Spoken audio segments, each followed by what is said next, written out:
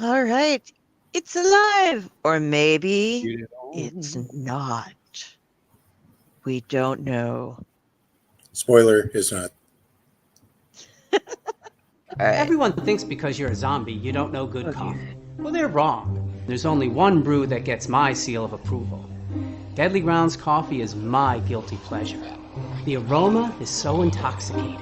It brings all of my neighbors out of the woodwork. Deadly Grounds coffee. Coffee to die for and zombie approved. It's good to get a little deadly. Use the front door! Oh, they're so disgusting.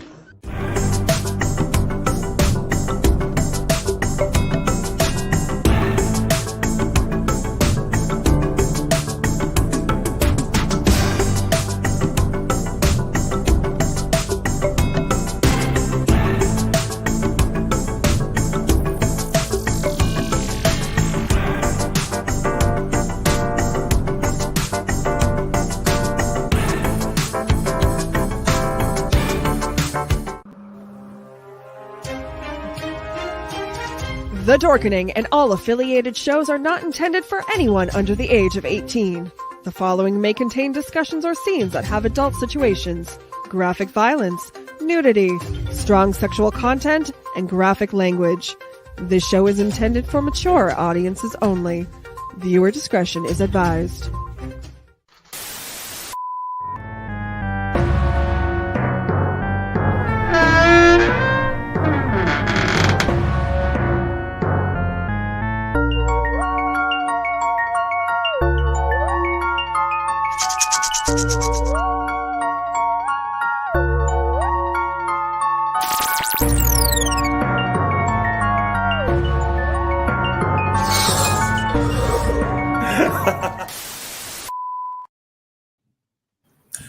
Greetings and salutations, everyone. I am your Uncle Necro, and I welcome you all back to the Tomb of the Terrible, where tonight we watched the movie Trailer Park of Terror. Now, let me bring up my notes. Trailer Park of Terror is a 2008 American horror film directed by Stephen Goldman and written by Timothy Dolan, based on the Imperium comic series of the same name. 6 troubled high school students and their chaperone are returning from a retreat when their bus crashes, stranding them in the middle of the trailer park of hell, literally. Without warning, hillbilly zombies looking for fun begin slaughtering the teens in gruesome fashion. So, this was my first time watching it. Was this the same for you two? Yes. Yes. Awesome.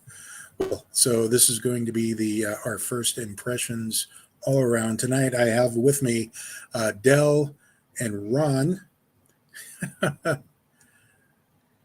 Stevie, we love you. but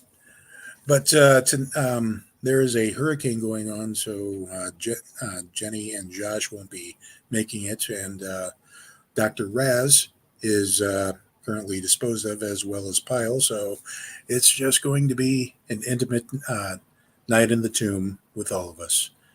So, like I said, this is the first time I've seen it. It's on Tubi. And Del, what were your first impressions here? Okay. Having recovered from last week, finally, after shoving myself through a lot of movie watching to like rinse out the brain a bit. Right. This was about as bad as I expected it to be, only a little better. Depending on which aspect of it. This was a hoot of a movie, I thought. It was the special effects were pretty decent. They had some nifty ideas. I thought, like, we have zombies, but one of them is really good at like putting on her own face again. And I loved the scene where she's pumping up her body with an air pump because she has large breasts and like she has started sagging. So she just gets this air pump and like blows herself up till where she's normal. And that's something I was like, because these aren't George Romero zombies. These are semi-intelligent as they were only semi-intelligent in life, so they kept that kind of level in their death. And hillbilly redneck zombies, I believe, is what somebody referred to them as in the show. So it starts off really interesting, and I had to show because I was telling you about this. The way that they all became zombies, and the one girl was like in charge of them, is she made a deal with the man. And this man, when I first saw him, I wondered when Lemmy had gotten his hair dyed to get this done, and it turns out I was so wrong.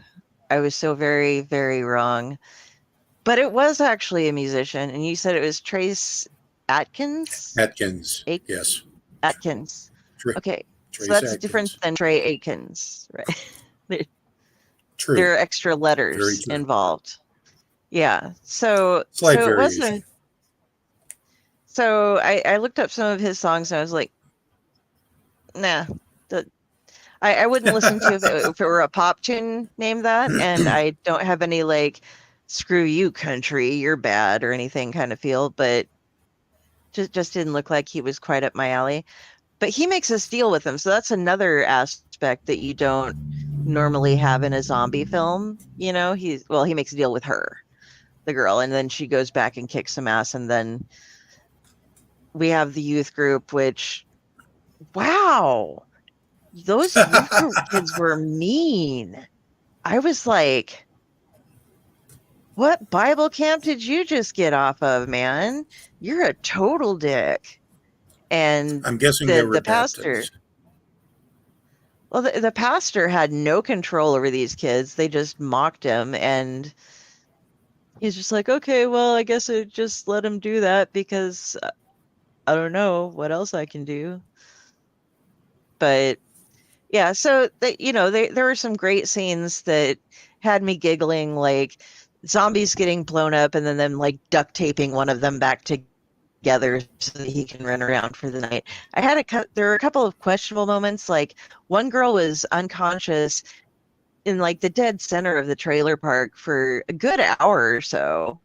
And the zombies didn't bother grabbing her. They were busy getting everybody else. But it seems to me like that would have been the perfect time to grab the most active, she was the final girl. And instead of just letting her lay there as they're wheeling and killing her friends and stuff, just at least tying her up or throwing her in the cage that was 5 feet away. But then again, these were intelligent zombies up to the level of intelligence that they were before they became zombies. So it's all different. And I do have a question for you. Although since it was your first time watching it too, old guy at the very end who picks her up, spoiler, but he is also in the beginning when it's giving them directions and tells them not to go there. I got a vibe off of that, like it was almost like House of a Thousand Corpses, where they give the directions to go to the wrong place and then they wait at the end and kind of grab him at the end, whether he was actually taking her to safety or not. I wasn't sure, but I can't remember the actor's name, but he's the guy who seems to show up in every place that you need old cowboy or old hillbilly type of casting. He's just one of the people that's there. Tracy Walker or Tracy Walter was the actor. He just And, is it just me or is he that role? Yeah, I think so. I'd have to look at his filmography to just double check. But I believe so. He does look familiar. Now, for the record, excuse me. For the record, it was Priscilla Barnes who was giving the directions in the cafe, who I remember as the the second replacement for the original Chrissy in Three's Company. Her character's name was Terry, but that's just me. So, Ron, what were your first impressions? Based on the title alone, Trailer Park of Terror, I was really expecting low quality B movie along the same vein of a lot of the other movies that we have watched up to this point. I expected it to be rather bad, maybe campy, maybe a little bit cheesy, bad acting, bad writing, bad script, and all of that, and somehow turn out to be a somewhat decent movie. So I was pleasantly surprised when this was not that. This is more of a professional quality, professionally done movie with a higher budget, decent acting, and a pretty good script. Uh, I really I enjoyed this movie a lot, and there was a lot of pretty cool moments that I thought about it just with the way that the characters were acted, because you get to see them in life first, and then you find out that in death they're essentially still the same. Uh, Probably maybe a little bit crazier now because they're not limited by uh, life's weaknesses. Uh, that being said, there's only really one major issue that I took with this movie. I don't consider these zombies because they're not created like regular normal zombies. These are undead, rather possibly even ghosts in some aspect, because they are specifically created by a deal that is made with the man who represents, I suppose, the devil. They never explicitly stated whether he was or not, but maybe one of the devil's minions that makes deals. I don't know. But he had all the makings of someone that looked like he could be a devil. So that's what I'll go with. Therefore, I don't consider these zombies. They are specifically undead, and they appear in their death in much the same capacity as how they died. Uh, and the reason why I say ghost rather than zombie is because they manifest at certain points. They're not just always there. They do disappear and reappear. And unlike zombies, if you cut the head off, then they die. But that's not the case with these particular people. You can dismember them, as is the case with one of them, the guitar player guy, and they duct tape him back together, and he's perfectly normal. So the one big issue that I had is that there's not a lot of explanation as to why, other than this is just a deal that she made with the devil, but it doesn't go into detail with what the deal was, why they came back and not just her. She's the only one that made the deal. How come they came back? I mean, if it was the deal was with just her and she killed them all, then they should probably still have been dead, and it should only have been her that came back. So there really was no explanation as to why this was happening in the trailer park, just that it's been happening over a period of time and people have been hearing.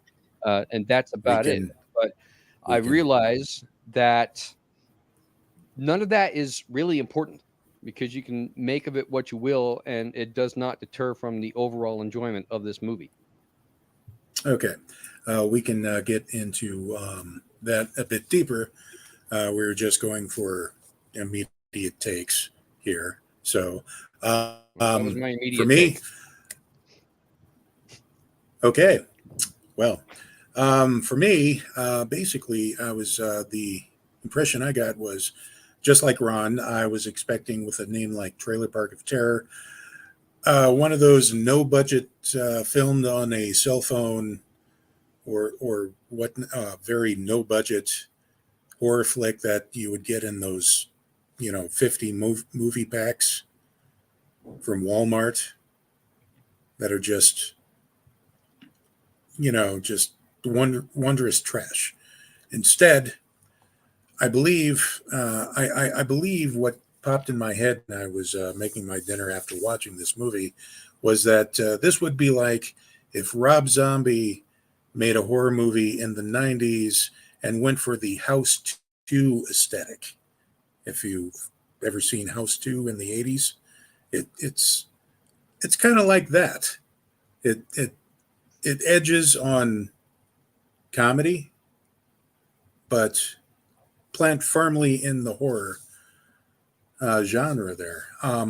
It definitely, the first part, before the deal was made with the men, kind of started triggering me simply because I grew up with those kind of redneck type relatives that were just bullies, much like that. And I could see that actually happening.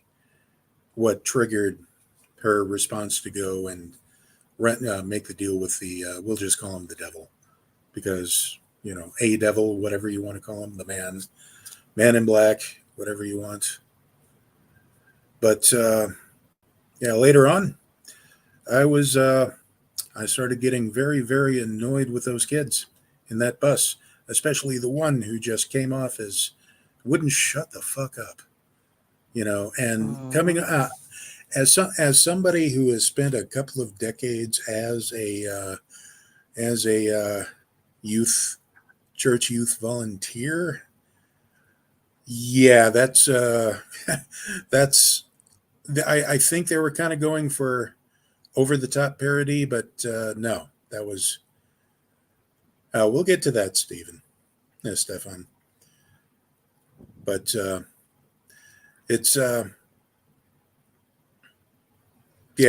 just one of those things where there's always that one kid you want to punch, no matter how pious they're like the super pious thing. But I'm not going to go into that. All I can say is that it had a nice balance of you feel for the kids, but you're also rooting for them to get their butt kicked, if not killed. And this turned out to be a movie that really was a hell of a lot better than I expected, and my expectations were kind of low. So, so we're going to start in then with the things that we actually liked about the movie. And then after that, we'll get into the stuff we didn't like. But right now, we're getting into what we actually liked about the movie. Delve a little bit deeper into things, maybe the lore, as Stefan was asking about earlier. Del, we'll start with you. Okay, I'm gonna go with right off the bat. I obviously had a connection with the goth girl. She was the like, oh yeah, she's pretty cool. I can dig her because I was the goth kid in high school basically, and I did go to youth group things and stuff. But and yes, there was somebody in high school that we both dealt with that I'm not going to mention their name, but there might have been more than one, but who's just that obnoxious kid. But it just blew my mind. They made sure that you knew everything about these kids in one gas station stop along the road. It was, this guy's bullying everybody. He's bullying her because she's a goth, and he's bullying this guy because he's pretty sure he's gay. He's bullying this guy for being a perv, and perv goes and steals porno magazines. Goth girl defended herself. One girl, or potentially gay man, is like, leave me alone, man. Perv guy is like, leave me alone, I got a magazine, man. And there was one other girl who literally during a stop at a truck stop to get beverages with her youth pastor there, convinced one of the customers to take her out around the corner to do something naughty in order to get drugs right after they were coming down from the youth trip. And the other girl she was basically there to antagonize the bully, or the bully's backup in antagonism, and do that shit, and to have sex with him. And that was pretty much her entire character depth. But with regards to what they were, because you're right, they weren't really zombies. I'd say more they were like a remnant kind of thing, because the only ones that came back in the beginning, we see this girl who's very pretty trying to get out of this trailer park to go on a date. Like, she's not trying to just escape for life. She's trying to just go on a date. And it's in the truckers triangle, which is where at that point the truckers would go to get them some from the hoes that be around there. And all the people who harassed her are the ones that she shot. The one who wanted to recruit her to be part of her brothel. The old lady who kept chasing after her to sniff her, which was really weird. And the people who harassed her, those were the only ones she shot, and those were the only ones who came back. The rest of them just apparently moved when all of this happened. But, it burned to the ground afterwards, so they might have died, but the only ones that came back were the ones she shot with the gun that was given to her by the man in black, or the devil, whatever we want to call him. He was referred to as both when I looked him up a little bit on his horror Wikipedia thing. But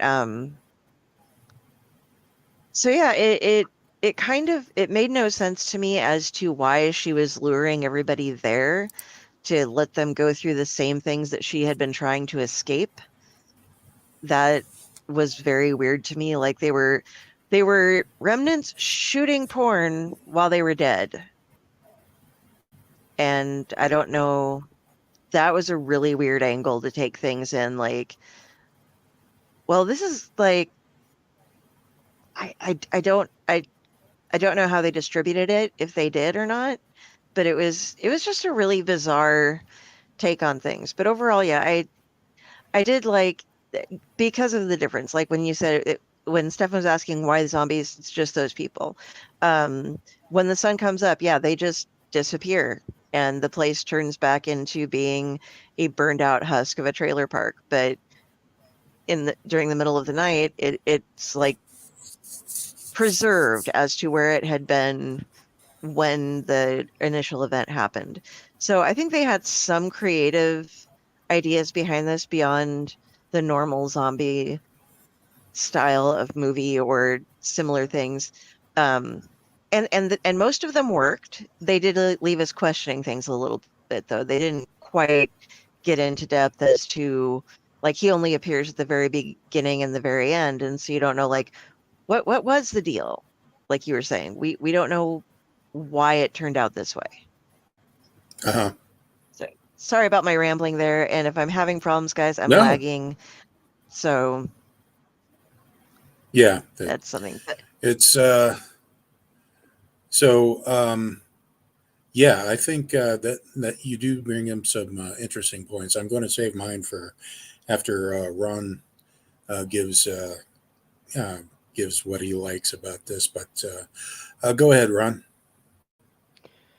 Some of the things that I liked, I have to say that I really, really liked the makeup and costume usage in this movie. I thought that they were top notch, especially with the guitar player guy, where his entire chest is exposed, and you know they're just all like the whole faces and everything are missing, because they all died.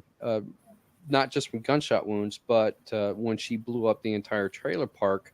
So, of course, their bodies are going to be burned. And they kept that detail in with all of the undead when they came back. I'm not going to call them zombies because I don't think that they are. Remnants, maybe. They kept that detail in, that they all show as burned, especially the Asian hooker lady that gave the massage, because she was wearing the porcelain mask, and then when like the mask breaks, you can see that her face is very burnt underneath it. And I thought that was just a great detail, the fact that they left that in. Also, I love the soundtrack of this movie. It was very bluesy, very rocky, kept the tone of the movie going. It was very consistent throughout, had some great songs. And the guitar guy, I want to say his name was Eddie, if I'm not mistaken. Roach. I paid a lot of attention. What was it? Roach.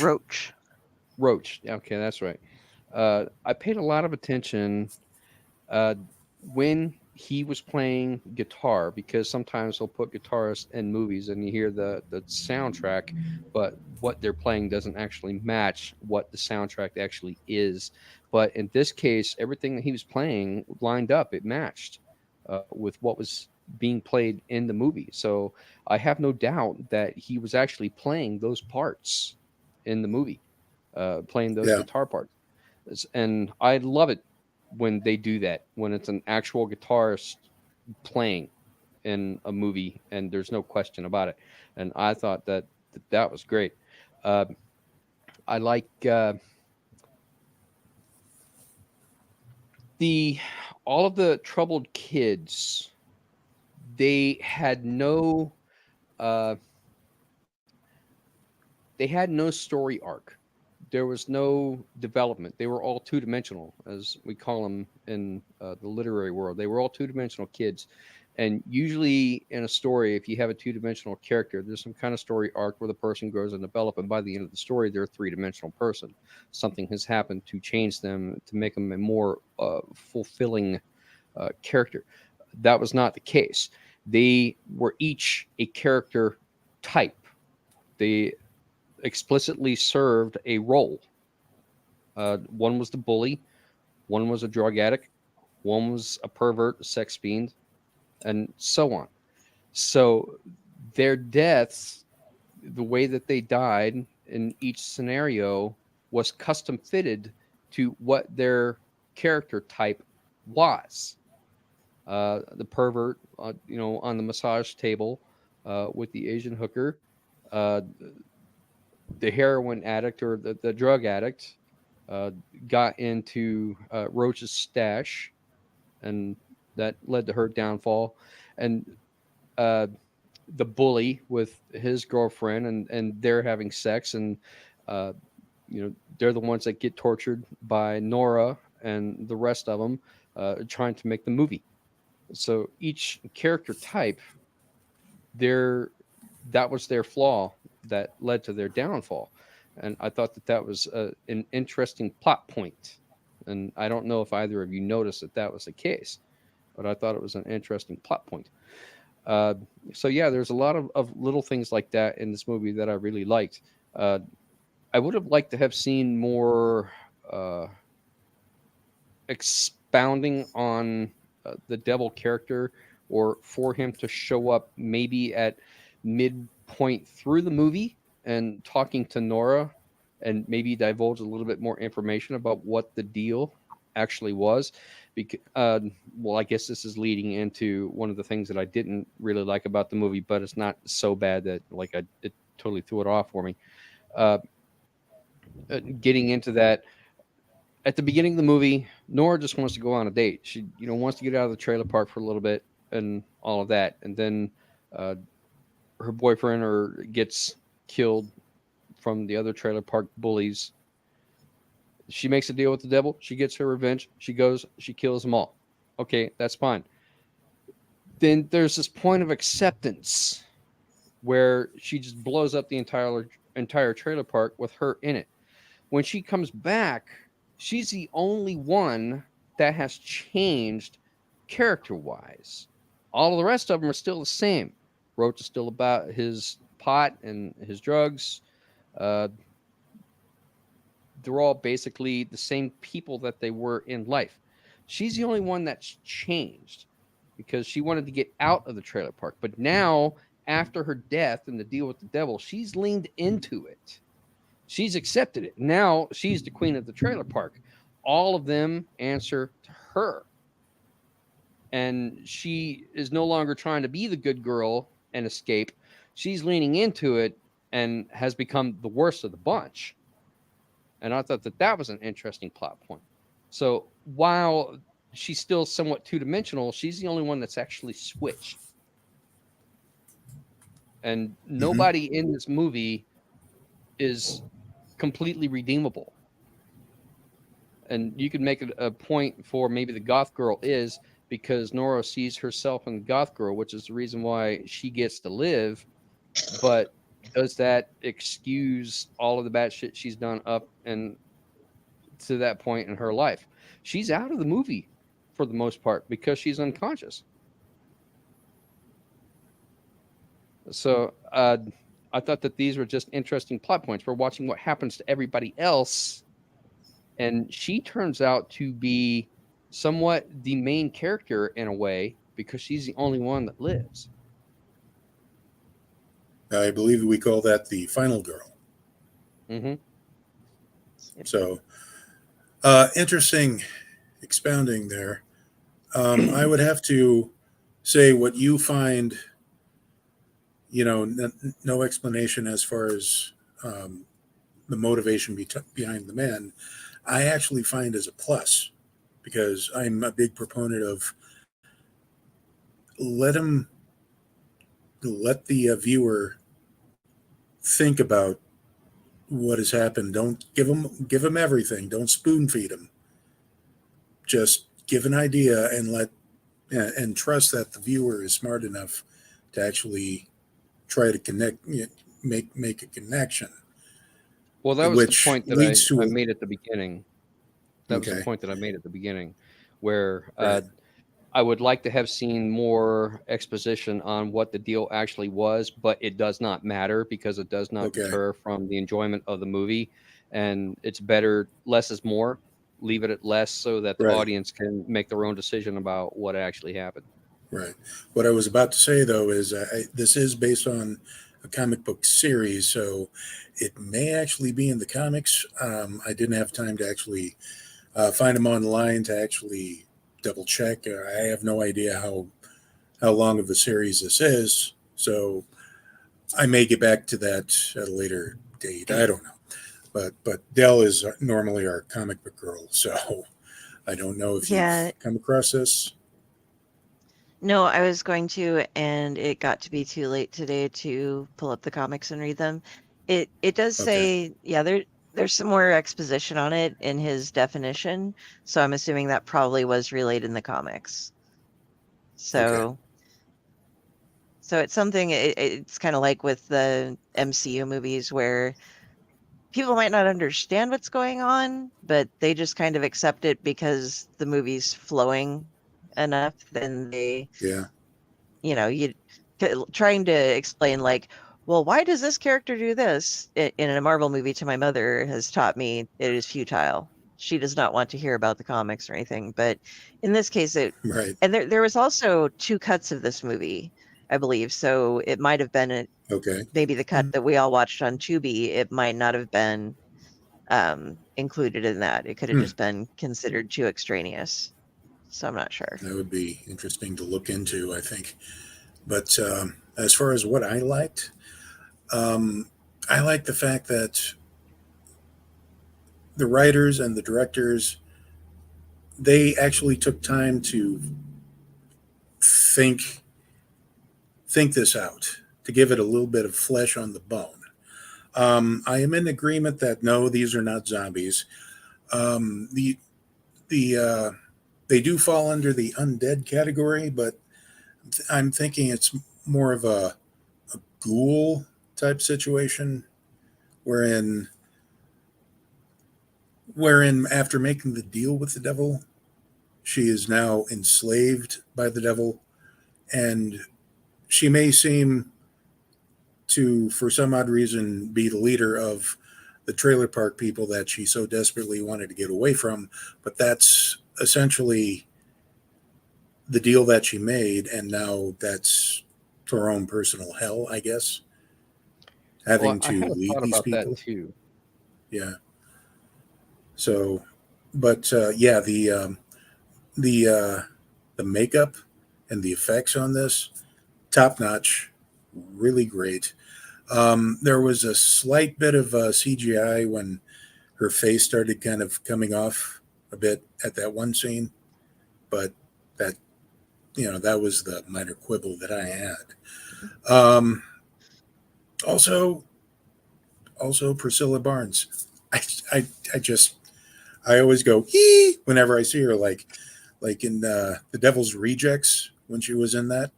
I'm like, hey, that's Terry from Three's Company.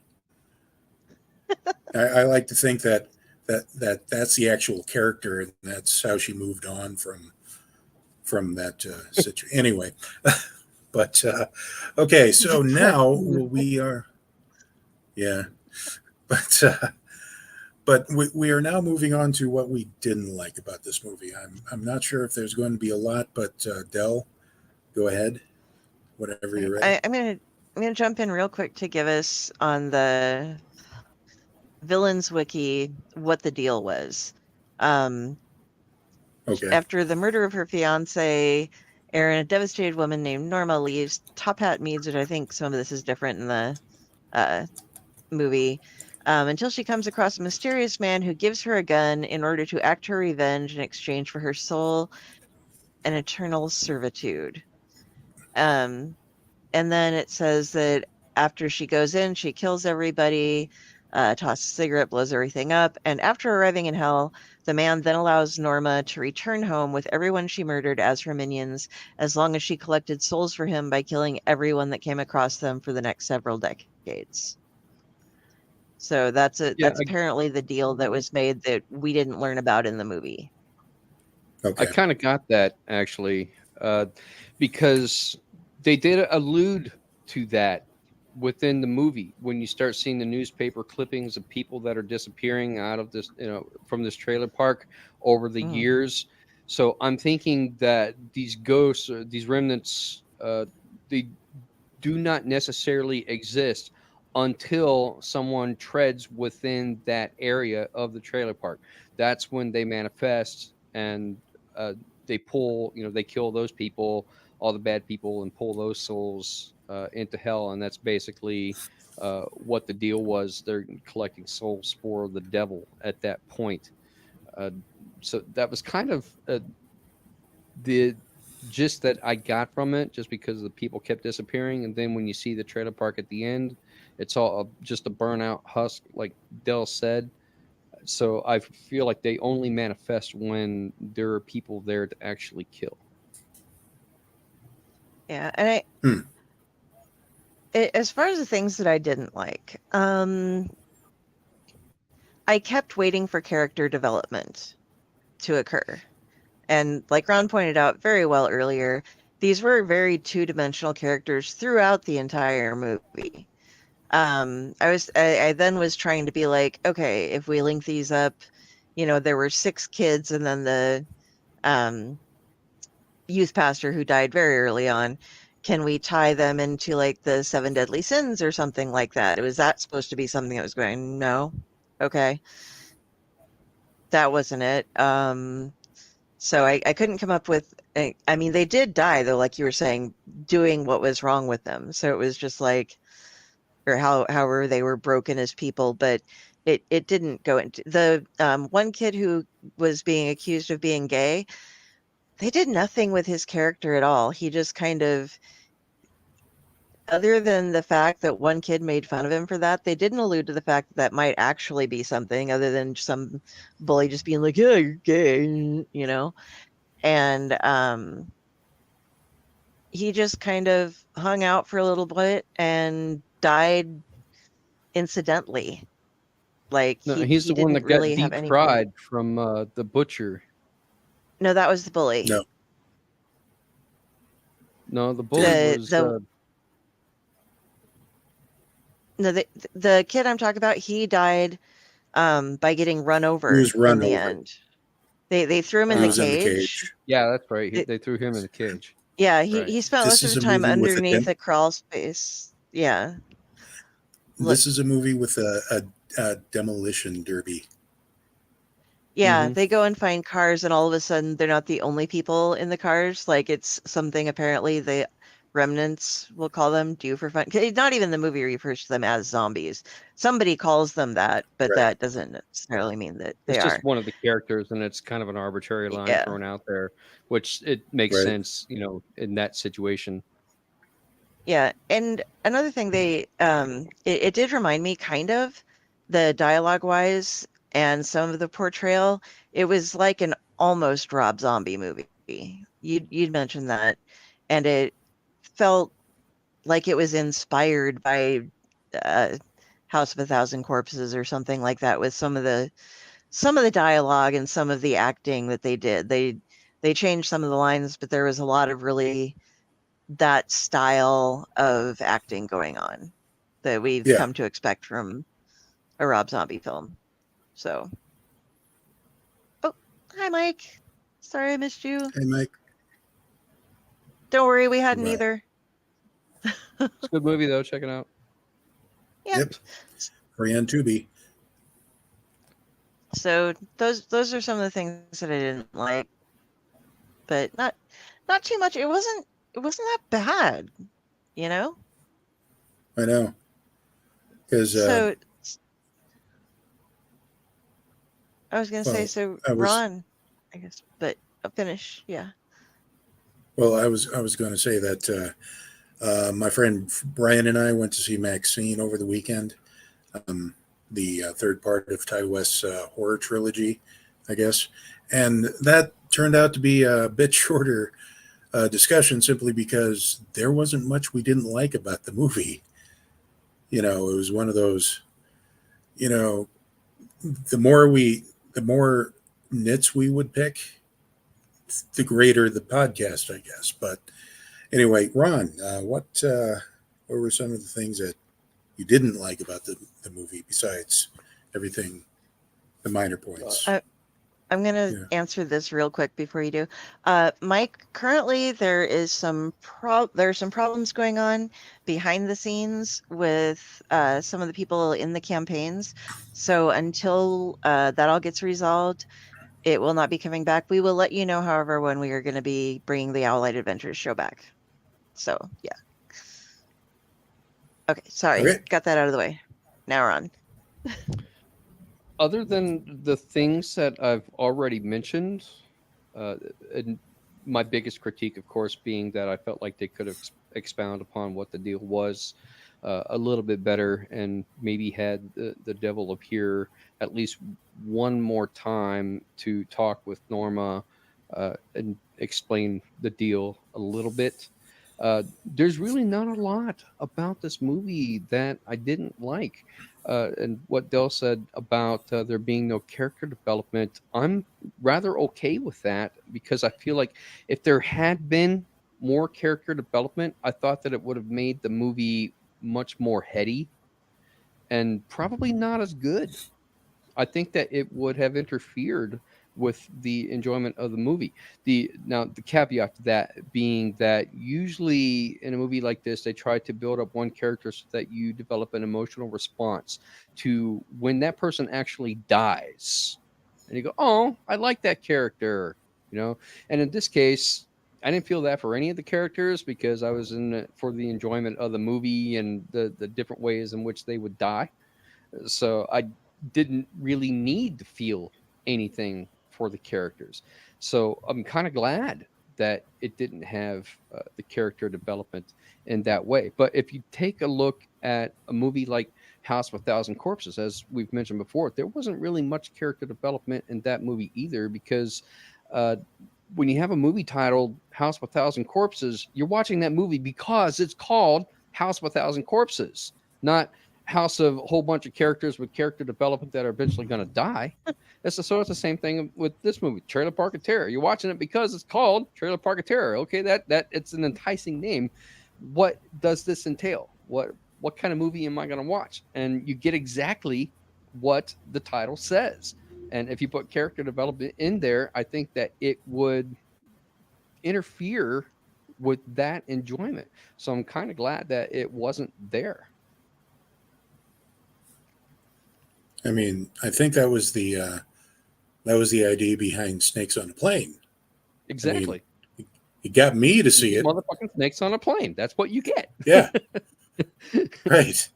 So as far as I think I'm in agreement with everybody. There's hardly anything I didn't like about this movie, other than I do tend to.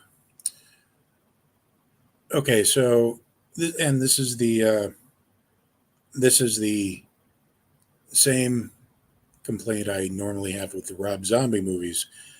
A lot of the more trailer park type characters can tend to get a little more grossly over the top, if you understand where I'm getting at.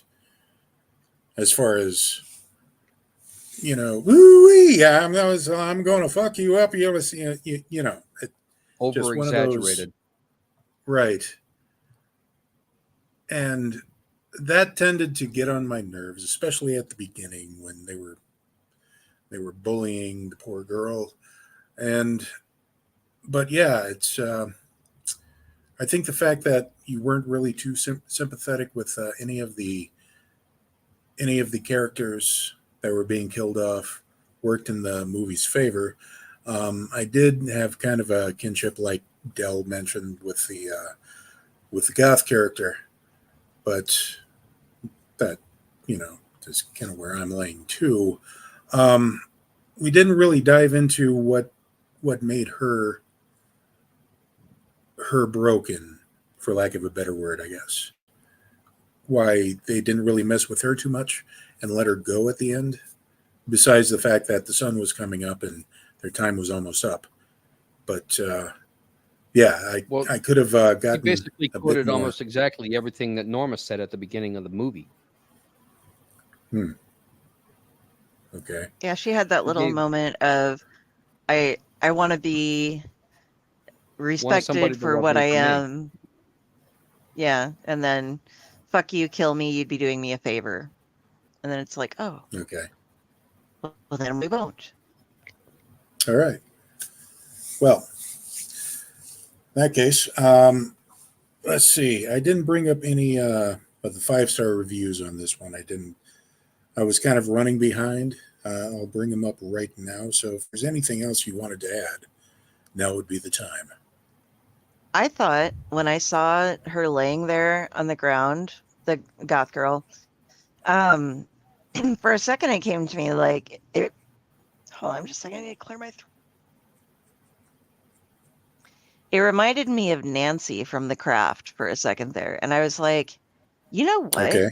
They have all these like different monster movie things where it's like, we've had like Freddy Meets Jason and all the old timey ones and stuff. And I think it would have been a really cool movie to have like Nancy just show up. And, I think we need to see movies kind of like that with characters that aren't as huge of a villain character, like a slasher or something, show up in a movie. That would be something that would make me happy. I would have enjoyed seeing her in that. There's another point that I wanted to make. This movie calls to itself at the very beginning of the movie when you see Norma getting ready and they show the TV. There's 2 hosts on there, and the show that they're watching is Trailer Park of Terror, which is very meta. And it makes me think about Joe Bob Briggs when he would host Monster Vision, because he would usually sit in a lawn chair outside of a trailer. I mean, I know it was a studio set, but they had it decorated like he was sitting outside of a trailer. I think it would have been an interesting call or an homage to Joe Bob Briggs if they could have worked that into the movie somehow. Yeah, I do remember that part. But I have up the 5-star reviews on Amazon. And starting with A. Jenkins, we have, this movie is one of my absolute favorites. I'm a huge fan of horror and of, that's how he typed it out. I'm a huge fan or horror. I think he meant of. And love a good, serious, scary movie. But sometimes you need a good horror movie that can make you laugh. This movie does just that. So, best hidden gem horror movie. Great everything on this movie. If you're a fan of the Return of the Living Dead, Nightmare on Elm Street, or any of the old-timey greats, old-timey? Really? Now I feel old. You are sure to enjoy the heck out of this one. So there's this really old movie called Alien, and yeah, so but and I love this movie, always have. I have this on DVD and wanted it for my digital library as well. If you're into gore, funny enough horror movies where you actually root for one of the zombie demon creatures, you'll probably like this movie. And the last one here that I'll read off, I Smell Meat, which really I should have put down. Okay. Great movie to enjoy with friends. I talked about this movie to some friends for years, and when I finally saw it that it was on Amazon, I had to buy it because sharing is in fact caring. So, yeah, I have to tend to agree with these. Night, but I have to tend to agree with these 5-star reviews, and that leaves one last thing. Before we get to that, we are going to pay some bills. So let's go ahead and roll the thing. We'll be right back.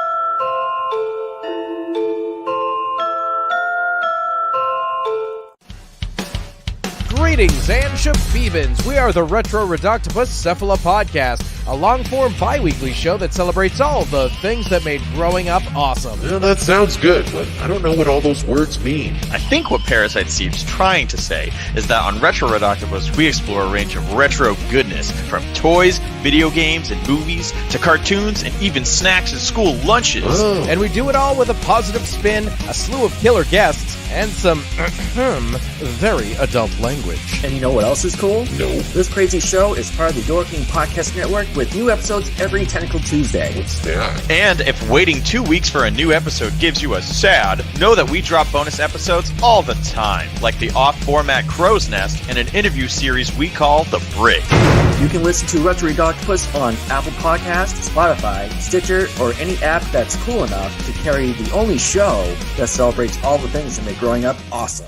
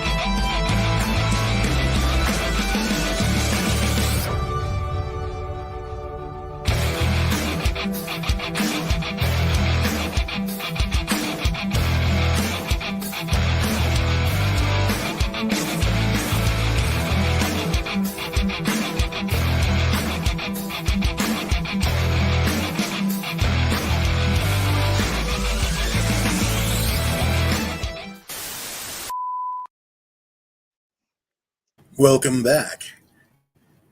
We're into some lovely advertisements. Now, we are going to go ahead and get our rating for the movie and whether or not we're going to recommend this to friends, family, enemies, whatnot, have you.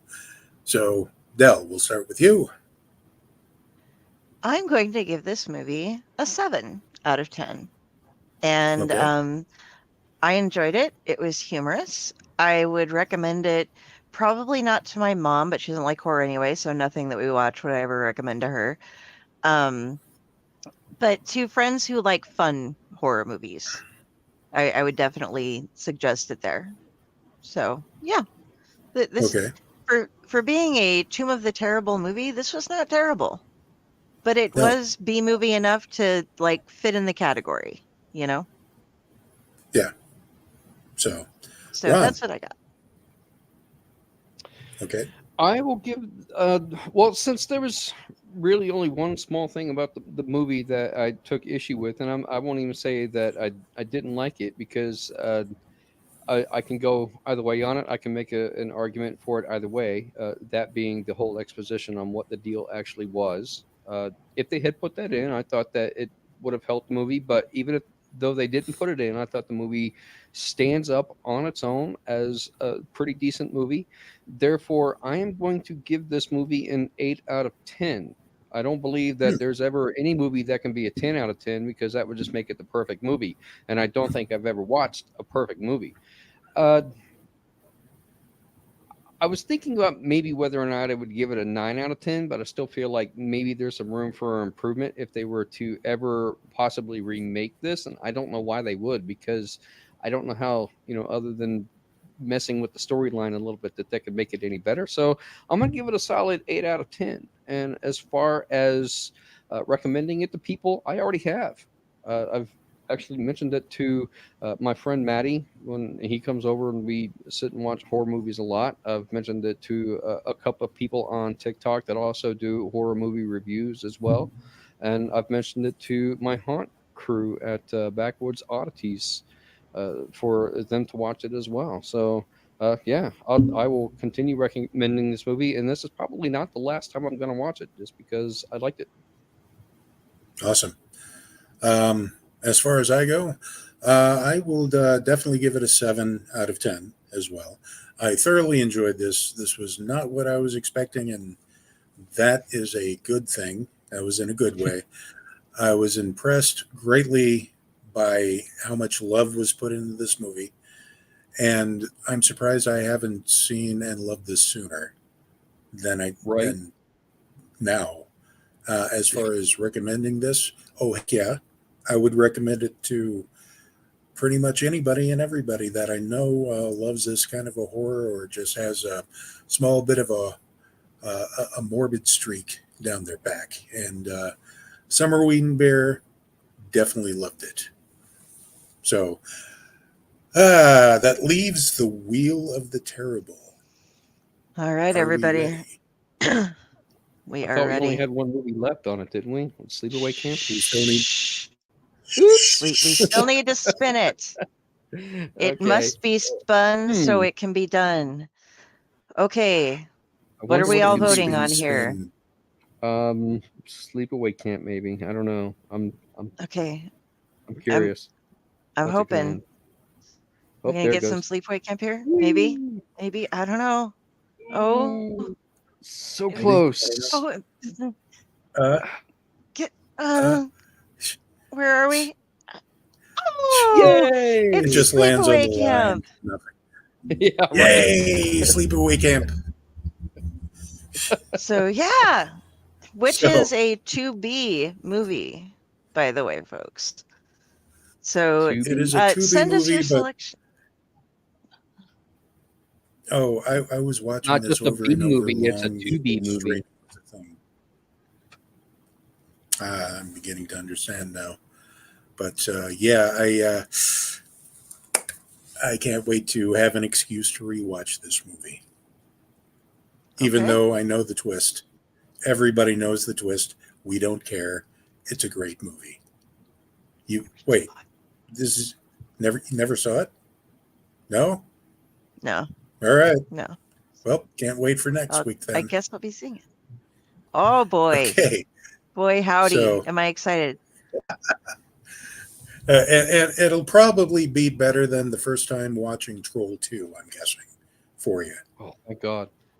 So, the only time watching Troll 2. Yeah. Confirming that for y'all. Don't do Oh, oh, just say no, kids. But Del, where can we find you? Oh, you can find me here on the Owlite Network between 1 to 4 times a week, depending on the schedule and what we have going on. You can also find me Tuesday nights over on Splash Pages, also on the Dorkening Network, where we do comic books. Tomorrow night, we are going to have Ray Fox on.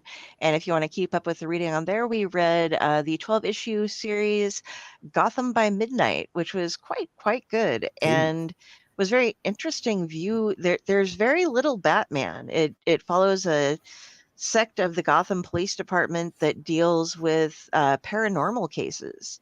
So it's got some real coolness going to it.